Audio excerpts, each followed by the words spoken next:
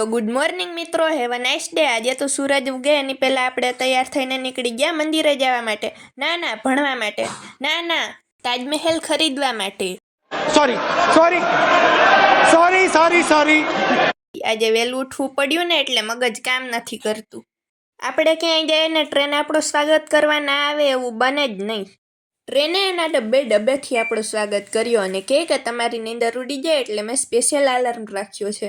હજી તો માંડ ટ્રેન ગઈ હતી તો આ ટ્રાફિક આવી ગઈ।